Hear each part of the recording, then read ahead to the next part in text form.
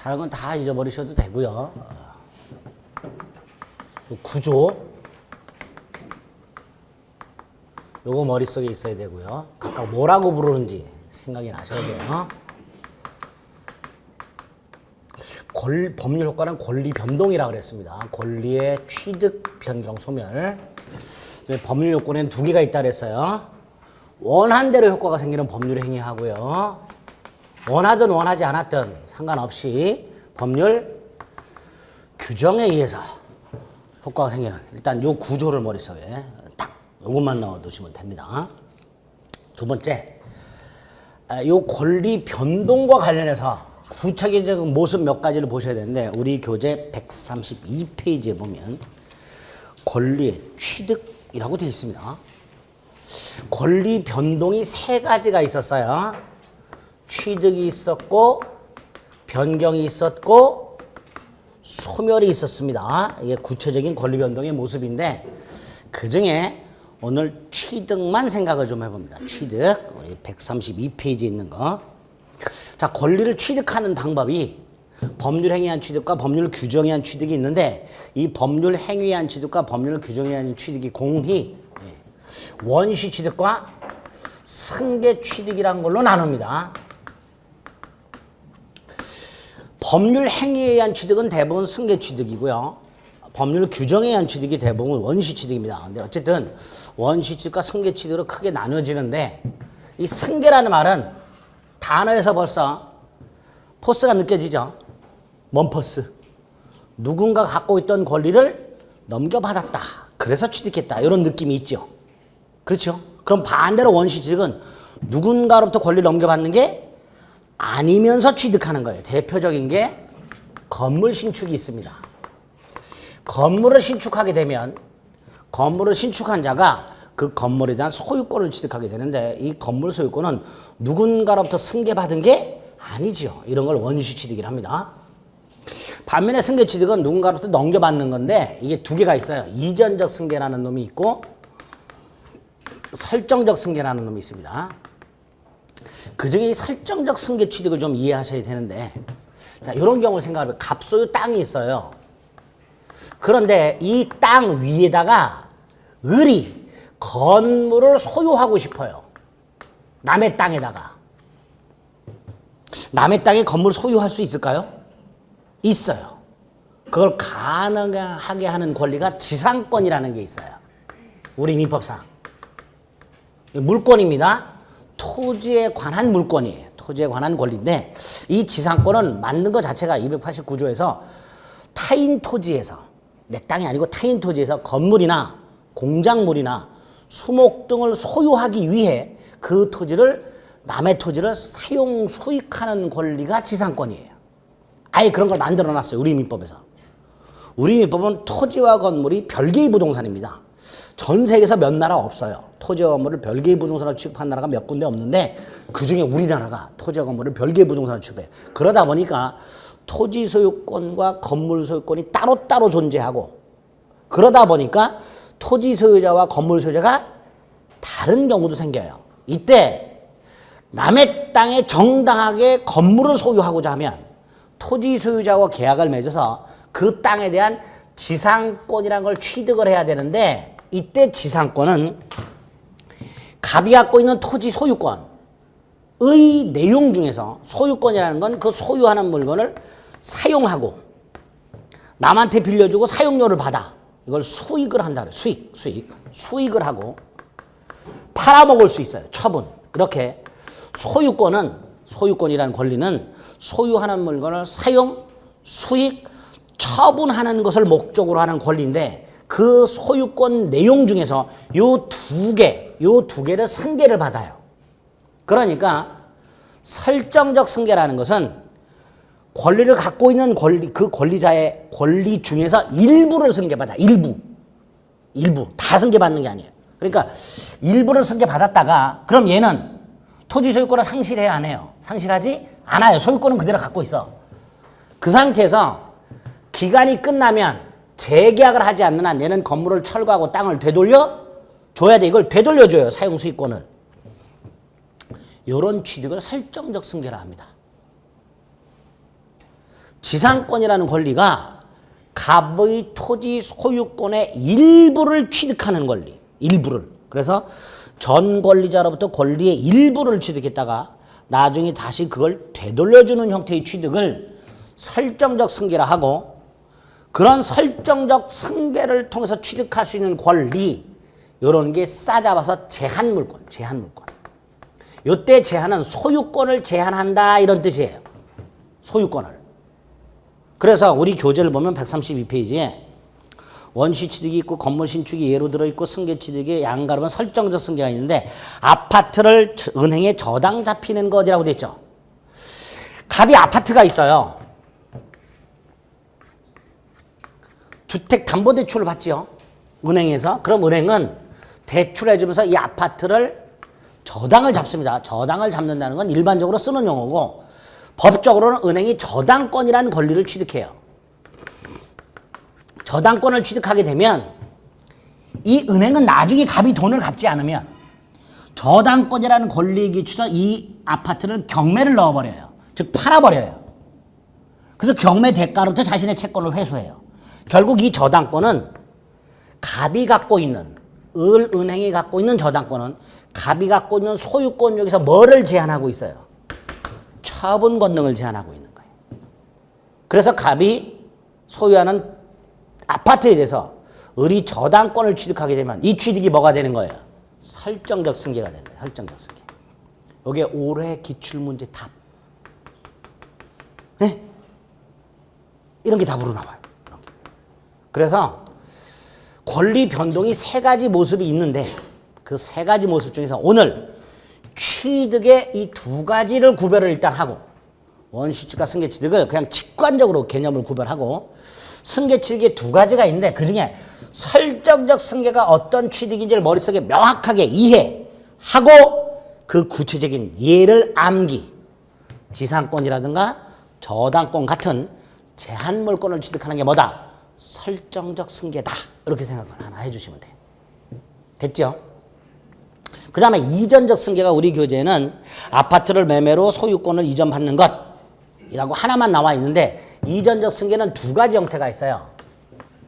특정 승계라는 게 있고 포괄 승계라는 게 있어요. 특정 승계는 지금 예로 나와 있는 것처럼 갑이 을에게 아파트를 매매를 하면 을은 아파트 소유권을 취득해요. 그렇죠?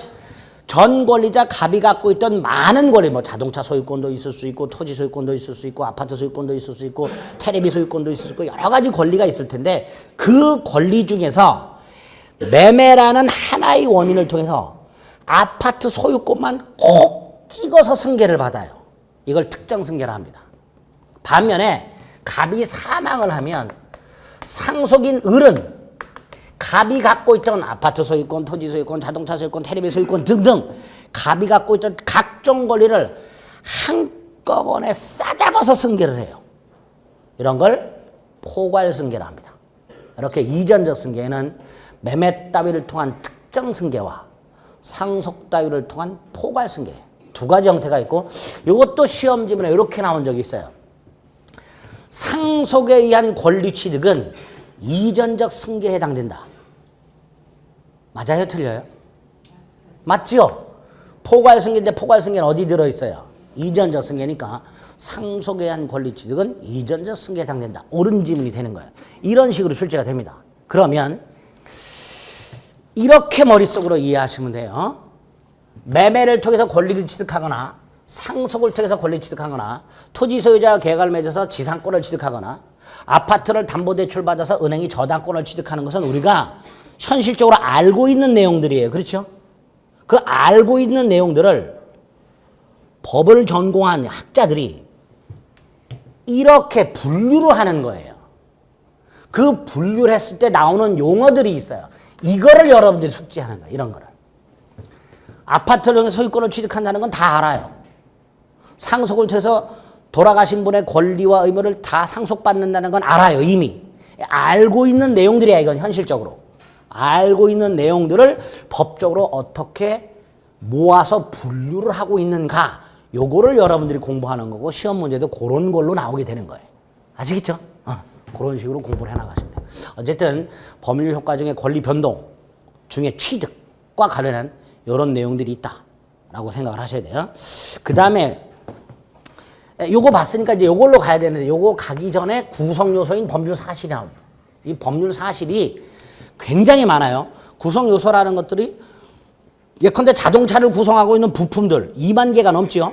마찬가지입니다. 이 법률권을 구성하고 있는 구성 요소들이 굉장히 많은데 이 구성 요소도 지금 이런 것처럼 공통적인 특징을 갖고 있는 걸로 모아서 분류를 해요. 그 분류를 한 내용들이 굉장히 많이 나오는데 그중에 여러분들이 오늘 기억하셔야 될 게 두 가지예요. 의사표시라는 놈하고요. 준법률행위라는 놈하고 이 두 가지 법률 사실을 좀 구별하셔야 돼요. 이건 입문서에 없으니까 듣기만 하세요. 먼저 의사표시하고 준법률행위는 요거 가지고 좀 이해를 해봅니다. 갑이 을과 매매계약을 합니다.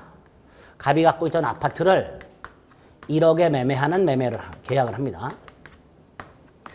정상적이라면 정해진 날짜에 갑은 아파트 소유권 넘겨주면 되고 을은 대금을 지급하면 돼요. 그럼 아무 문제가 안 생긴다 그랬어요. 그런데 을이 정해진 날짜에 만약에 대금을 지급하지 않아요.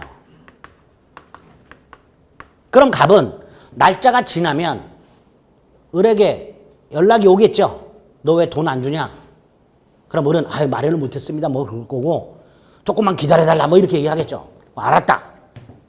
며칠 유예를 줄 거예요, 보통. 근데 유예를 줬는데도 만약에 을이 또다시 대금을 지급하지 않으면 갑은 이번에는 기다려주는 게 아니라 통보를 할 거예요. 언제까지 돈 내놔? 이걸 독촉. 민법에서는 최고라고 합니다. 독촉을 할 거예요. 그렇죠? 대금 내놔. 대금 지급하라. 뭐 내용 증명이나 이런 걸 통해서 독촉을 한번 할 겁니다. 언제까지 내놔라. 일방적으로. 근데 독촉을 했음에도 불구하고 을이 대금을 지급하지 않으면 갑은 더 이상 기다리지 못하고 계약을 없던 걸로 해야 될 거예요. 을과의 계약을. 자, 체결된 계약을 없던 걸로 되돌리는 걸 해제라고 합니다. 갑은 더 이상 기다리지 못하고 계약을 해제하게 될 거예요.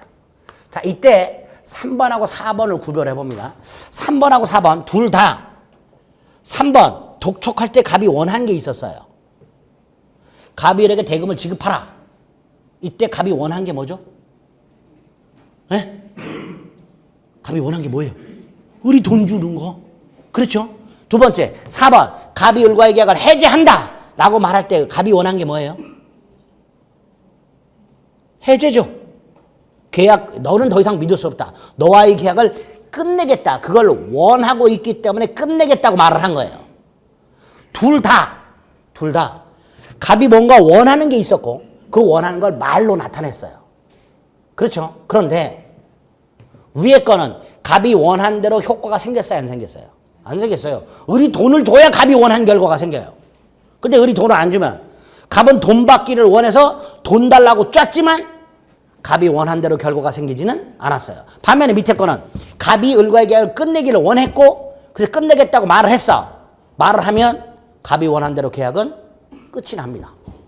그럼 위에 거하고 밑에 거 3번하고 4번을 구별을 해보면 갑이 3번 독촉할 때 원한 거를 표시했어. 돈 내놔. 근데 원한 대로 결과가 생기진 않았어. 반면에 밑에 건 갑은 계약을 해제하길 원했어. 그래서 해제한다고 말을 했어. 갑이 원한 대로 해제가 됐어. 됐죠? 둘 다 원한 걸 말을 했는데 결과가 달라요. 위에 거는 원한 대로 결과가 생기지 않았어. 밑에는 원한 대로 결과가 생겼어. 이걸 구별합니다. 밑에 거를 의사표시라 하고요. 위에 거를 준법률행위라고 합니다. 그럼 밑에 거 의사표시는 이런 거예요. 의사, 원하는 걸 표시, 말을 했어. 그랬더니 그 결과 원한 대로 결과가 생겨. 이게 의사표시예요. 그런데 아까 법률행위를 제가 뭐라 그랬죠? 내가 원하는 걸 손에 넣고 싶으면 뭘 하면 된다? 법률행위 하면 된다. 근데 이것도 원한 대로 결과가 생겼죠? 그러니까 내가 원한 대로 결과가 생기려면 뭘 하면 된다? 의사 표시를 하면 된다. 이렇게 말할 수 있죠. 그럼 의사 표시하고 법률행위는 같은 개념이네. 예? 좀 어렵죠? 막아 어려워. 이렇게 지금 쭉 설명드렸는데. 같은 개념이잖아요. 그러니까 의사표시라는 놈과 법률의 관계가 뭐냐? 똑같은 건데 왜 용어를 달리 썼을까? 요 놈은 법률 사실이고요. 요 놈은 법률 요건이야. 그럼 이렇게 그림이 그려져요. 법률 행위 속에 구성 요소 뭐가 들어있다? 법률 행위라는 법률 요건 속에 구성 요소 뭐가 들어있다? 의사 표시가 들어있다.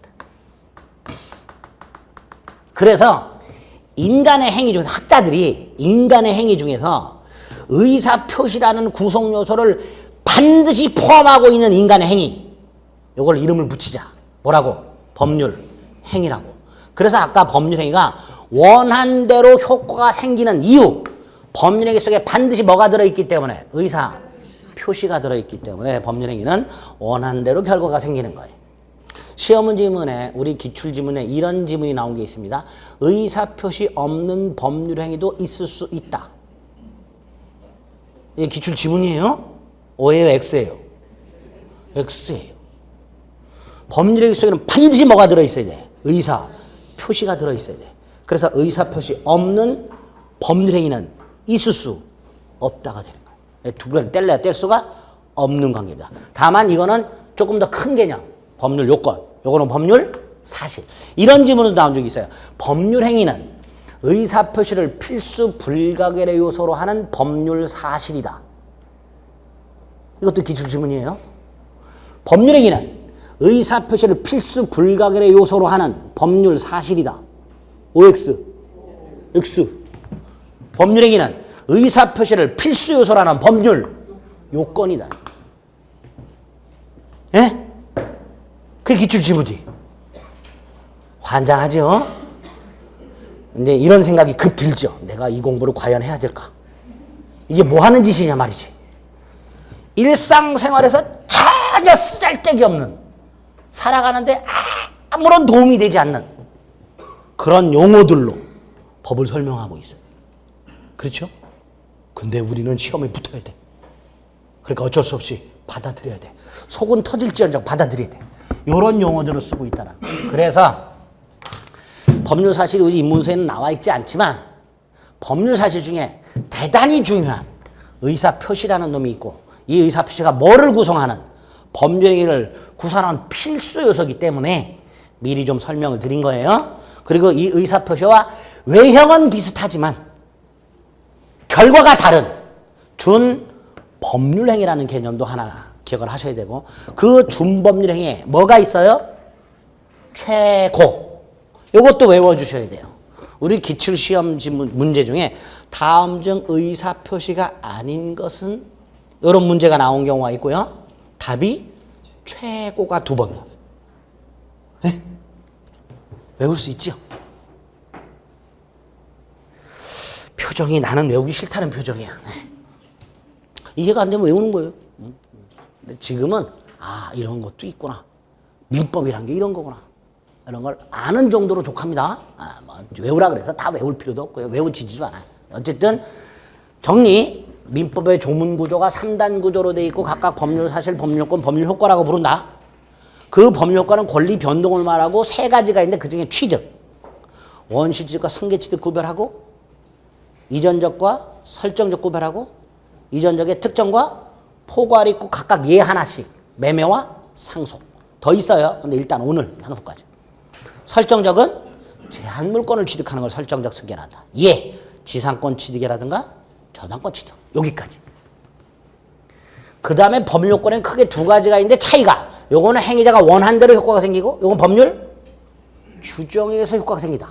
이렇게 요건이 2가지가 있고, 그걸 구성하는 구성 요소를 법률 사실이 하는데, 그 법률 사실 중에 요 2놈을 일단 구별하고, 2번째 의사표시는 법률행위의 필수 요소가 되는 법률 사실이며, 그 의사표시와 구별되는 준법률행위의 독촉, 최고로 하는 놈이 하나 있다. 여기까지.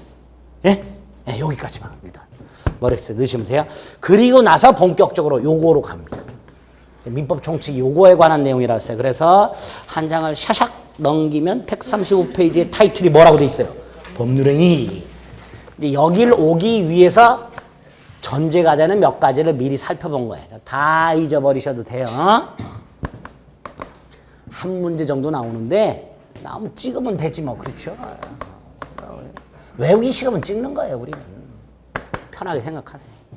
이제 법률 행위를 본격적으로 봅니다. 여기부터가 우리의 직접적인 시험범위라고 생각하시면 돼.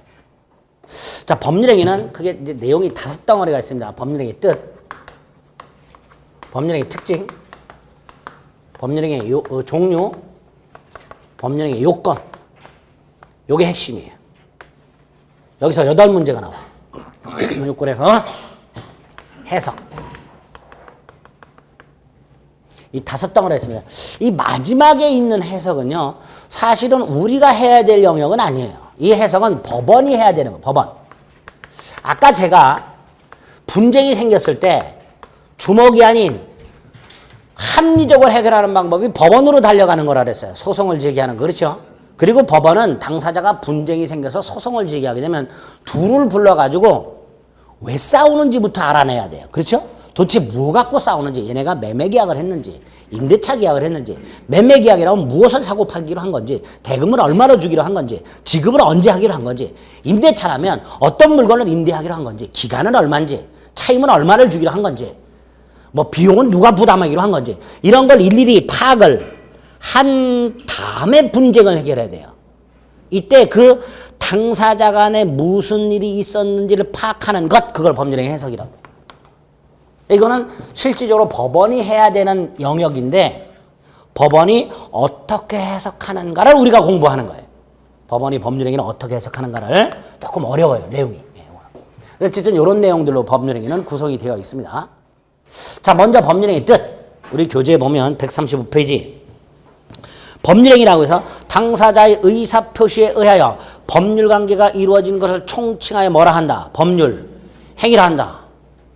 좀 전에 법률행위 속에는 반드시 뭐가 들어있다? 의사표시. 그 다음에 법률행위는 뭐에 해당된다? 민법의 3단 구조 중에서 법률 요건에 해당된다. 그래서 원래 법률행위의 법적인 개념은 이렇습니다. 법률행위는 학자들이 이렇게 말을 해요.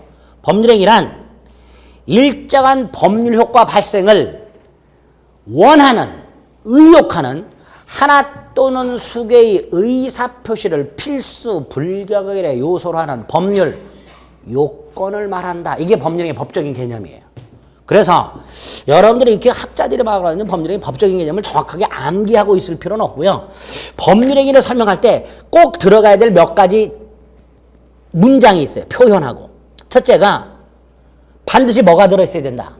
의사표시가 들어있어야 된다. 두 번째, 민법 3단 구조 중에 어디에 해당된다? 법률 요건에 해당된다. 세 번째, 의사 표시한 대로 효과가 나타난다. 이 세 가지 개념 요소를 머릿속에 넣어두면 법률행위 뜻이 수월하게 이해가 될 수 있습니다. 가장 쉽게 하는 건 당사자가 원하는 대로 법률 효과가 생기는 인간의 행위. 이게 가장 쉬운 이해예요. 근데 법적으로는 세 가지 개념 요소, 의사 표시를 필수 불가결 요소라고, 의사 표시한 대로 효과가 생기고, 법률 요건에 해당이 되고, 이게 법률행위 개념이 됩니다. 두 번째, 법률행위 특징. 특징은 거기 나와 있는 대로 당사자 의사대로 효과가 발생. 이게 법률행위 특징이에요. 그런데 아까 준법률의 개념 봤죠?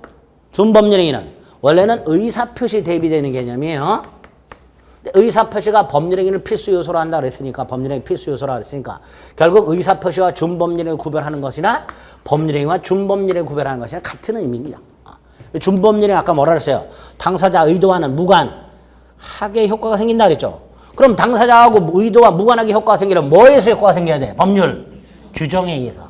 준법률행위는 의사표시와 외형상 유사하지만 원한 걸 표시는 했지만 그 원한 대로 효과가 나타나질 않고 법률 규정에 의해서 효과가 나타나는 것들을 사잡아서 준법률행위라고 이름을 붙이게 됩니다. 자, 일단 개념과 특징 및 준법률행위 구별을 잠깐 하셨고요. 요건 좀 이따 보고 한 장을 넘기면 법률행위 종류가 나옵니다. 이 법률행위 종류에서도 간간히 시험 문제 나옵니다. 간간히. 그런데 이 법률행위가 굉장히 많아요. 종류가 유형이 많은데 몇 가지 기준에서 분류를 또 합니다. 분류를 하는데 그 중에 가장 중요한 분류 하나만 오늘 기억합니다. 법률행위 필수 요소가 뭐라 그랬죠? 의사표시. 그 의사표시가 몇 개가 있냐? 의사표시의 수에 따른 법률행위 종류를 분류하는 게 있어요. 이게 시험 문제 제일 많이 나와요. 자, 법률행위 속에 반드시 들어있는 의사표시의 개수가 꼴랑 한 개 들어있는 것을 단독행위라 합니다. 의사표시가 꼴랑 하나 들어있는 걸 뭐라 한다? 단독행위. 두 번째, 2개 이상 들어있는 게 있어요. 이 2개 이상 들어있는 게 계약이 있고 합동행위라는 게 있어요. 자, 합동행위는 우리 입문서에 없지요? 단독행위하고 계약만 있어요. 자, 일단 하나가 있는 게 단독행위고 2개 이상 있는 게 계약과 합동행위입니다. 제일 많이 물어보는 게 요거 구별하는 거 많이 물어봐요. 다음 중 단독행위가 아닌 것은. 그래서 계약을 고르라는 문제가 왕왕 나옵니다. 이제 구별은 나중에 하시면 되고, 일단 단독행위는 계약을 먼저 볼게요. 갑이 아파트를 돈 받고 팔고 싶어요. 매수자를 물색했고 을이 나타났어요. 그래서 갑이 을에게 아파트를 얼마에 사라 계약을 요청을 합니다. 청약이라고 부릅니다. 아까도 말씀드렸었어요. 청약의 의사표시가 됩니다. 청약의 의사표시. 자, 을이 갑에게 수락을 합니다. 승낙의 의사표시라고 합니다. 갑이 을에게 청약을 했고 을이 이에 대해서 승낙을 해야 갑과 을 사이에 뭐가 성립이 돼요? 약이 성립하죠. 의사표시가 몇 개 있어요? 2개. 일방적으로 사라! 을이 의무적으로 사야 돼요? 그건 아니죠. 양당사자의 의사가 합치해야 계약이 성립합니다. 반면에 단독행위는 일방적으로 효과가 생겨요. 일방적으로.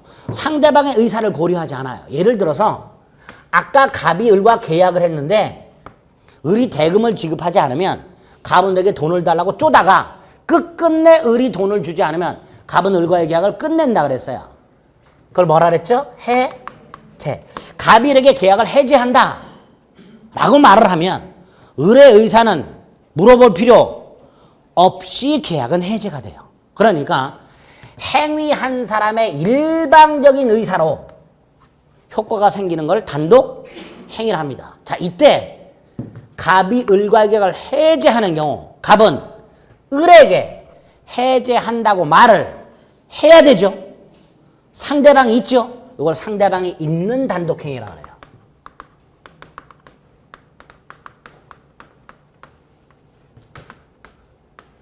반면에 자, 여러분들이 민법 책 입문서를 갖고 있어요. 학원에서 이제 등록하고 받으셨겠죠. 그럼 여러분들이 이걸 소유하게 돼요. 네? 이거 그리고 움직이는 물건이에요. 동산이에요.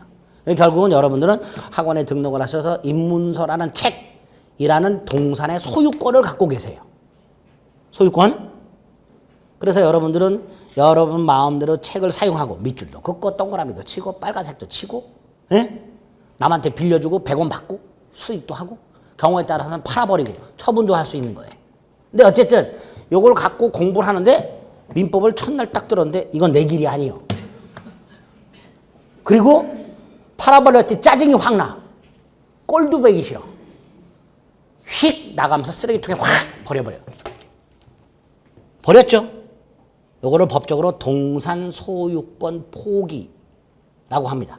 자, 이걸 쓰레기통에 버릴 때 여러분들은 법적으로 그런 생각을 하진 않았지만 법적으로는 동산 소유권을 포기하겠다는 의사를 표시한 거예요. 일방적으로.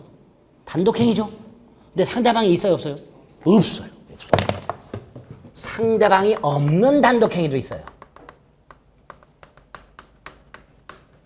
자, 정리. 단독행위는 누군가의 의사를 묻지 않고 행위한 사람의 일방적인 의사표시력이 생긴 걸 단독행위라 하고, 그 단독행위는 계약 해제처럼 상대방이 있는 단독행위도 있고 동산 소유권 포기처럼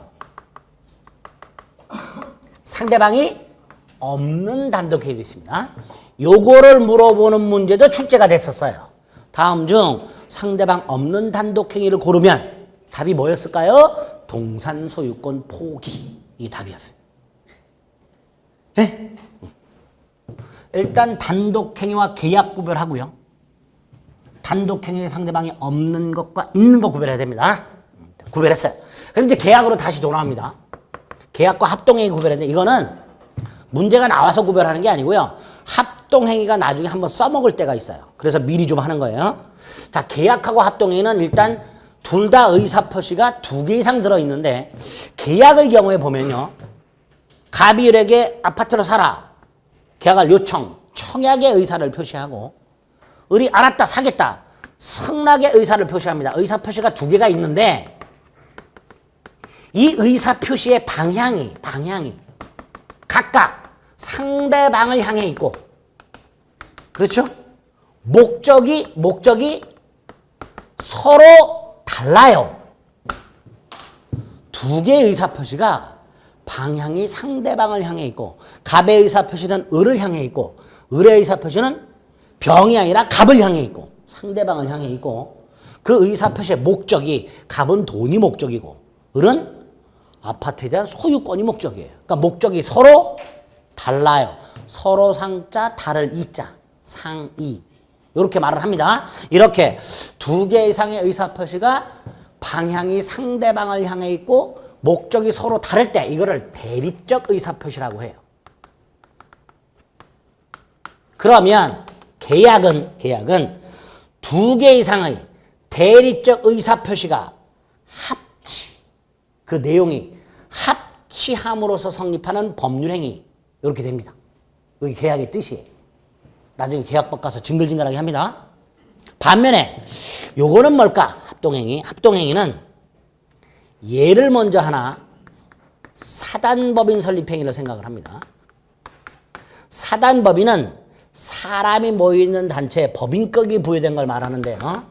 이 사단법인 중에서 돈벌이를 목적으로 한다는 걸 영리목적이라 합니다. 영리목적 사단법인이 있어요. 주식회사라고. 영리목적 사단법인이 뭐가 있다고요? 주식회사. 갑을병이 모여서 게임 개발을 목적으로 하는 주식회사를 하나 설립하는 경우를 생각을 해봅니다. 갑이 을병을 만나가지고 야 우리 게임 개발하는 회사 하나 설립할까? 그랬더니 을이 좋다. 자본금은 얼마를 할까? 병, 주주는 어떻게 구성할까? 돈은 어떻게 부담을 할까? 사무실은 어디다 차릴까? 목적은 뭐로 할까? 이런 걸 협의를 하겠죠. 그래서 주식회사를 딱 설립을 하게 되면 갑의 의사표시가 있고 을의 의사표시가 있었고 병의 의사표시가 있었어요. 의사표시가 3개야. 2개 이상이죠. 그런데 이 갑을병의 의사표시의 방향이 상대방을 향해 있어요? 상대방이 없죠. 하나의 동일한 목적을 향해 있어요. 동일 방향을 향해 있어요. 게임 개발 주식회사를 설립하고자 하는 하나의 방향을 향해 있어요. 거기다가 목적도 같아요. 이렇게 2개 이상의 의사표시가 방향과 목적이 동일할 때 이거를 구심적 의사표시라고 합니다. 한 곳으로 모인다 이런 뜻이에요. 이렇게 2개 이상의 구심적 의사표시로 이루어지는 법률행위를 뭐라 한다? 합동행위라 합니다. 합동행위. 계약하고 좀 구별이 되죠. 구별을 하는데 구별이 중요한 게 아니라 합동행위에는 좀 전에 말씀드렸지만 뭐가 없어요? 상대방이 없어요. 계약과는 달리. 뭐가 없다고요? 상대방이 없어요. 자, 그런데 지금 법률행위는 의사표시의 수에 따라서 구별했을 때 상대방이 없는 법률행위가 2개가 있어요. 하나가 상대방 없는 단독행위. 상대방 없죠? 없지? 없다고 써있잖아. 없는. 이렇게. 가끔 제가 이렇게 소리를 버럭 질러요. 합동해도 상대방이 없어요. 어디서 써먹냐면 143페이지 보세요. 143페이지에 보면 타이틀이 통정허위 표시라고 돼 있고 108조가 있습니다. 거기 1항에 보면 이렇게 되죠. 상대방과 통정한 허위 의사 표시는 무효다. 라고 돼 있어요. 그렇죠? 143페이지. 페이지가 왼쪽이 짝수고 오른쪽이 홀수예요. 빨리빨리 사셔야 돼요. 143페이지에 보면 맨 위에 108조 1항에 상대방과 통정한 허위 의사 표시라고 되어 있습니다. 108조가 적용이 되려면 처음부터 상대방과 통정이라는 걸 해야 돼요. 이게 뭔 뜻인지 몰라도 돼요. 일단 조문에서 뭘 요구하고 있어요? 상대방. 그런데 상대방 없는 단독행위나 합동행위는 상대방이 처음부터 아예 존재하지 않으니까 상대방과 통정한다는 것도 있을 수가 없죠. 과거 시험 문제 중에 허위 표시가 108조가 적용되지 않는 것을 고르면 답이 사단법인 설립행위. 이 답을 합니다. 여기서 써먹는 거예요. 상대방이 존재하지 않기 때문에 처음부터 상대방이 있어야만 성립이 되는 108조와 같은 조문은 상대방 없는 단독행위나 합동행위는 적용될 여지가 없다. 이렇게 됩니다. 이럴 때 써먹기 위해서 계약과 합동행위를 구별한 거예요. 됐죠? 그래서 법률행위의 특징, 종류를 간략히 받고 다른 건 다 잊어버려도 되지만 특징에서 의사표시를 필수 요소로 하기 때문에 의사 표시한 대로 효력이 생긴다는 거 그거 하나 하고 종류 중에 의사표시 수에 따라서 단독행위 계약 구별하고 단독행위 없는과 있는 구별하고 예를 하나씩 네? 그리고 계약과 합동행위를 구별하는 이유 합동행위는 뭐가 존재하지 않는다? 상대방이 존재하지 않는다. 그래서 두 가지 108조와 같은 상대방이 있어야만 적용되는 조문은 적용되지 않으며 두 번째 그 예 사단법인 설립행위 여기 합동의 예다. 여기까지 네? 종류는 여기까지 기억하시면 돼요. 그리고 제일 중요한 135페이지로 갑니다. 2번 법률행위 요건이라고 되어 있죠. 네? 135페이지 보면 2번 법률행위 요건이라고 되어 있어요. 요게 제일 중요하다고 제가 별 표시를 해놨습니다. 법률행위는 다시 한번 행위자가 간단하게 말하면 원한 대로 법률 효과가 생기는 권리를 취득할 수 있는 인간의 행위를 법률행위라고 그랬어요. 이때 법률행위를 통해서 당사자가 원한 대로 권리를 취득하려면 원한 대로 법률 효과가 생기려면 그 법률행위가 일정한 요건을 갖춰야 돼요. 법률행위를 했다 해서 무조건 다 원한 대로 권리가 생기는 건 아닙니다. 예를 들어서 만취한 사람이 계약을 하면 그 계약은 무효로 만들어요. 우리 민법은. 계약이 무효라면 그 만취한 사람은 계약을 통한 권리를 취득할 수가 없어요. 그러니까 만취하지 않은 사람이 계약을 해야 돼요. 결국 법률행위가 효력이 있으려면 만취하지 않은 상태에서 계약을 해야 돼요. 이런 게 법률행위 요건이 되는 거예요. 이 요건이 우리 시험법에서 집중해서 합니다. 근데 이 요건이 두 개가 있어요. 성립 요건이 있고 효력 요건이 있어요. 먼저 성립 요건은 아주 간단하게 계약이 체결됐나 안 됐느냐의 문제예요. 아까 당사자가 분쟁이 생기면 법원으로 달려간다 그랬고요. 법원은 당사자 분쟁을 조문을 해석을 해서 해결한다 그랬어요. 근데 이때 이 해결하는 단계가 두 단계예요. 첫째가 당사자가 무슨 계약을 했는가. 아까도 말했지만 매매를 했는가. 매매를 했다면 어떤 물건을 사고 팔았는가. 대금은 얼마를 주기로 했는가. 언제 주기로 했는가. 이런 것들을 파악을 해야 돼요. 그죠? 근데 파악을 하기 전에 둘 사이에 매매 계약을 했는지 안 했는지부터 판단을 해야 돼요.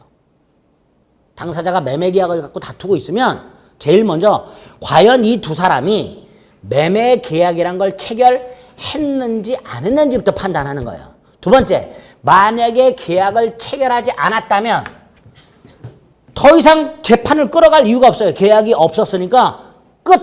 더 이상 다투지 마. 니들 둘 사이는 계약을 체결한 적이 없어. 그걸로 끝.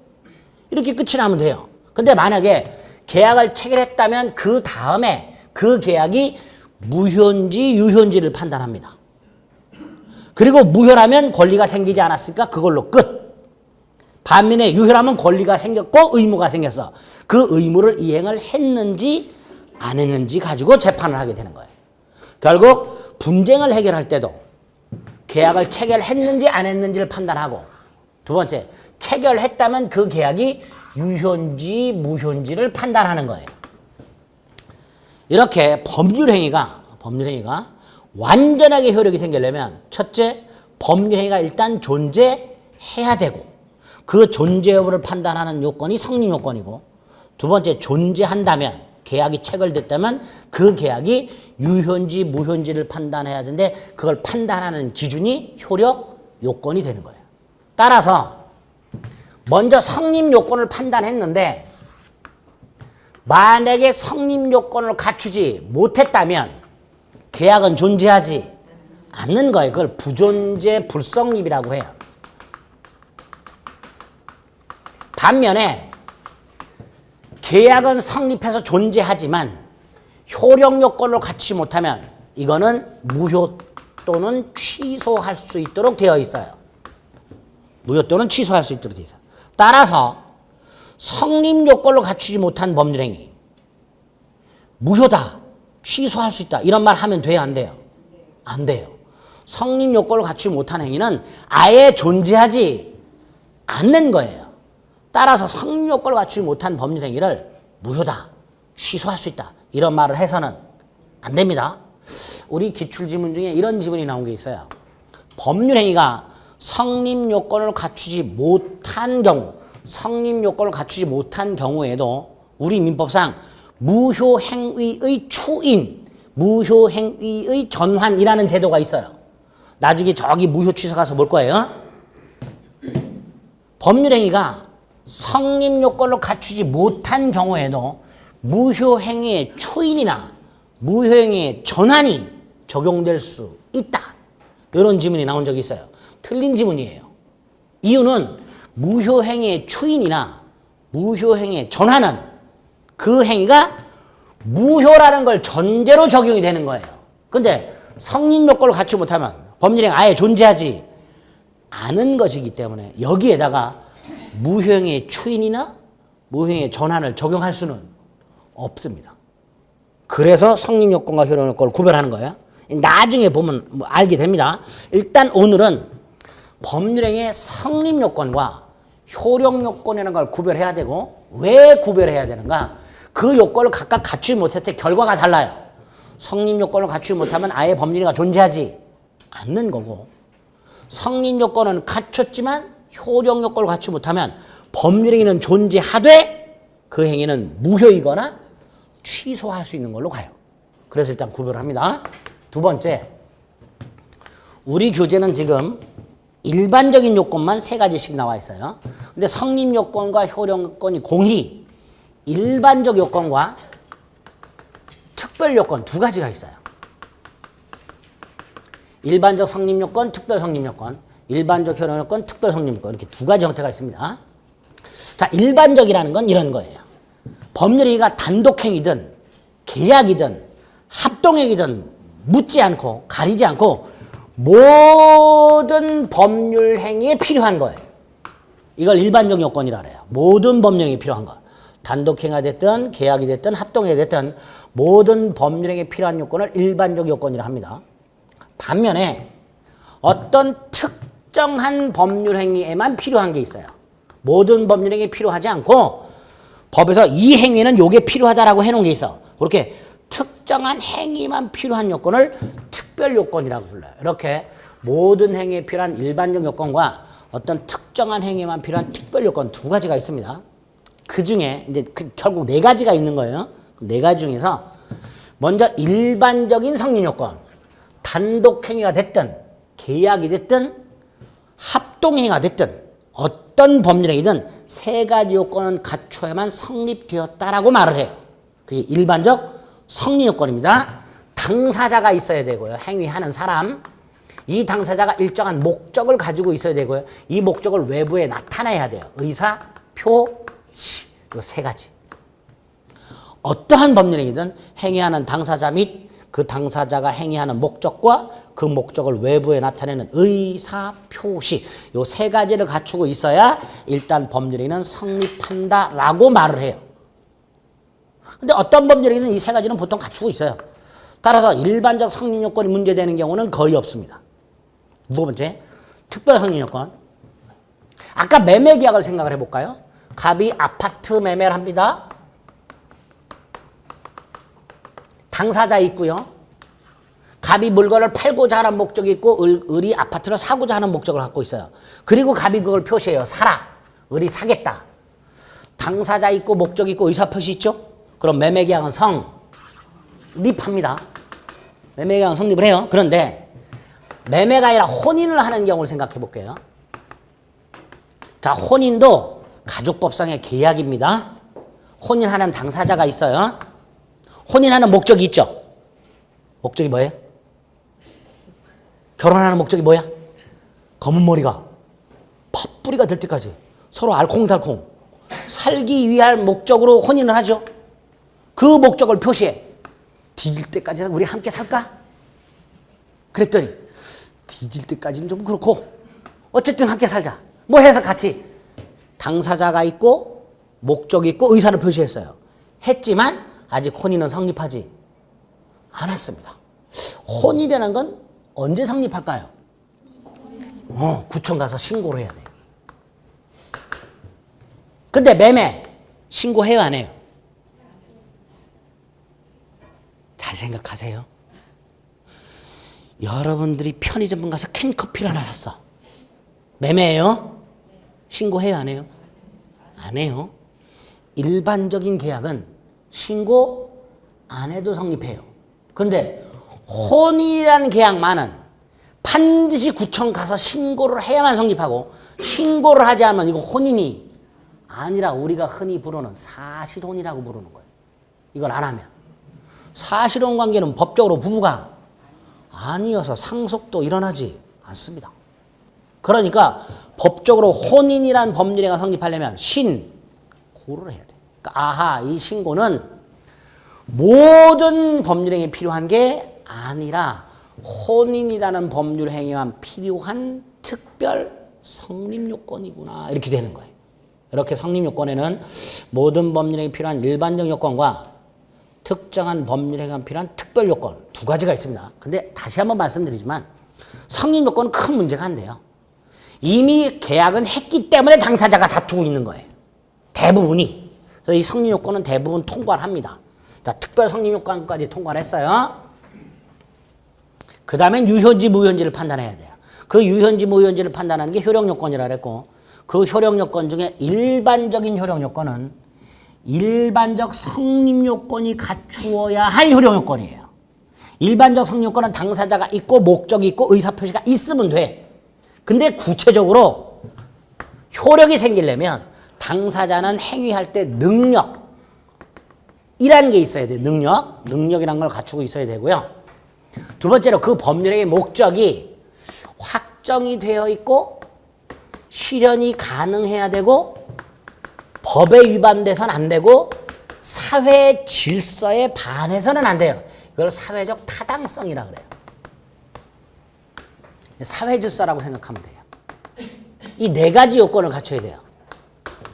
세 번째로 당사자가 능력이 있고 그 목적이 확정되어 있고 실현이 가능하고 적법하고 사회적 타당성을 갖추고 있다 하더라도, 세 번째, 그 목적을 표시하는 의사표시에서 의사하고 표시가 일치해야 돼요. A라는 물건을 사고 싶으면 가게 가서 A를 달라고 해야 돼요. 근데 어찌된 경우인지 B를 달라고 했어요. 그럼 내 손에는 뭐가 들어와요? B가 들어와요. 내가 원하는 A를 손에 넣을 수가 없으니까 A를 생각하고 있었다면 A를 달라고 표시해야 돼. 이걸 의사표시가 일치할 것, 이렇게 말을 해요.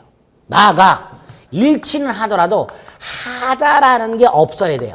이 하자는 누군가로부터 사기를 당한 경우나 누군가로부터 협박을 당한 경우를 말합니다. 이게 하자가 있다라고 말을 해요. 근데 의사표시의 효력이 있으려면 사기를 당해서도 안 되고 협박을 당해서도 안 돼요.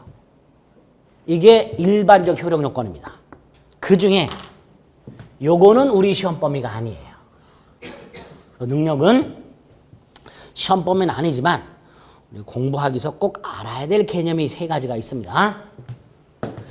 자, 능력이란 게 민법상 네 가지가 있습니다. 권리 능력이 있고, 의사 능력이란 게 있고, 행위 능력이라는 게 있고, 불법 행위 책임 능력이라는 게 있어요. 네 가지가 있습니다. 그런데 이 네 가지 모두 다 우리 시험 범위가 아니고 특히 책임 능력은 전혀 몰라도 되고요. 시험 범위가 아닌 네 가지 중에서 세 가지. 권리 능력, 의사 능력, 행위 능력. 요 세 가지 능력이 있어야 돼요. 책임 능력은 말 그대로 불법 행위를 저질렀을 때 손해배상을 해야 될 책임 능력을 말하기 때문에 전혀 신경 안 써도 되고 요 세 가지 개념만 조심하시면 되는데 그중에서 권리 능력도 신경 안 써도 돼요. 이 권리 능력은 사람으로 따지면 살아있다는 걸 말해요. 우리 민법은 사람은 출생한 때부터 사망할 때까지 권리 능력이 있는 걸로 규정을 해놨어요. 따라서 사람이 권리 능력이 있다는 건 살아있다라는 뜻이에요. 따라서 행위자가 행위할 때 권리 능력이 없다라는 말은 있을 수가 없습니다. 이미 죽었다는 뜻이에요. 권리 능력이 없다라는 거. 그래서 행위자가 행위할 때 권리 능력이 문제되는 경우는 없다라고 일단 생각하시면 돼요. 이제 두 번째가 의사 능력인데 이거 판단력을 말합니다. 그런데 대부분은 판단력이 있는데 판단력이 있던 사람도 소주 한 대병 먹으면 완전 맛이 가지요. 그 다음부터는 판단력이 있어요, 없어요? 없으니까 카드 막 긁고 돈 막 뿌리고 다니고 그러죠. 아니면 벤치 같은데 마치 자기 안방인 것처럼 옷 싹 걸어놓고 신발까지 벗고 이렇게 잠을 자고 할 거예요. 그 판단력이 없는 사람들이에요. 이 의사 능력은 판단력을 말하는데 이게 없는 애들이 있어요. 의사 무능력자라고. 대표적으로 만취한 자가 있어요. 이렇게 의사 능력이 없는 자가 계약을 하면 그 계약은 무효로 만들어놨어요. 우리 민법은. 의사 능력이 없는 자의 행위는 뭐가 된다? 무효. 효력이 없어요. 마지막으로 행위 능력이 있는데요. 행위 능력은 앞에 법률자가 생략이 되어 있는 거예요. 즉 법률 행위 능력을 말합니다. 이 행위 능력은 단독으로 누구의 도움도 받지 않고 단독 행위라든가 계약이라든가 합동행위 같은 법률 행위를 할 수 있는 능력을 말합니다. 조금 쉽게는 그냥 단독으로 계약을 체결할 수 있는 능력을 생각하시면 돼요. 그런데 이 행위 능력이 제한되는 사람들이 있어요. 제한 능력자라고. 대표적으로 미성년자가 있어요. 우리 민법상 만 19세 미만자를 말해요. 이렇게 미성년자뿐만 아니라 피한정 후견인, 피성년 후견인 등이 있는데 뭐 그런 건 우리 시험범위 아닌가 생각하지 말고요.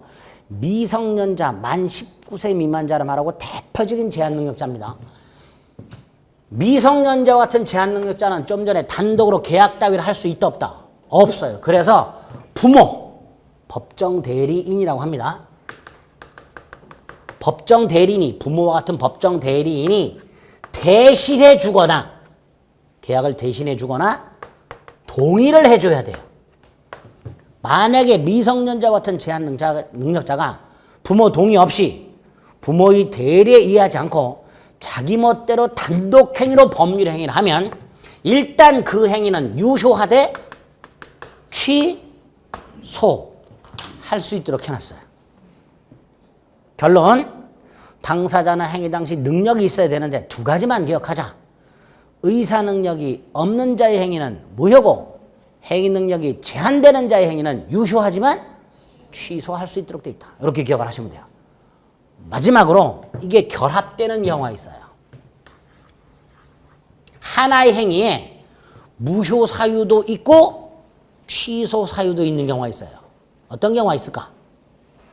만취한 미성년자가 부모 동의 받지 않고 계약을 하는 경우. 만취했으니까 무효죠. 미성년자인데 부모 동의 안 받았으니까 유효하지만 취소할 수 있죠. 근데 모순이야. 하나의 행위가 무효이면서 동시에 유효하지만 취소할 수 있어. 모순되죠. 안 돼요? 모순되지. 근데 우리 대법원은 이걸 인정해요. 무효와 취소의 이중효라고 해서 만취한 미성년자가 계약을 한 경우 미성년자 측에서는 입맛에 짝짝 맞는 거 골라서 주장하면 된다.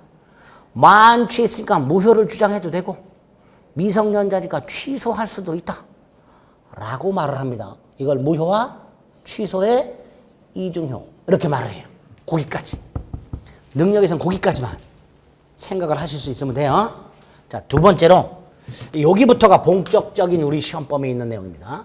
요거는 또 잠시 쉬었다가 하겠습니다.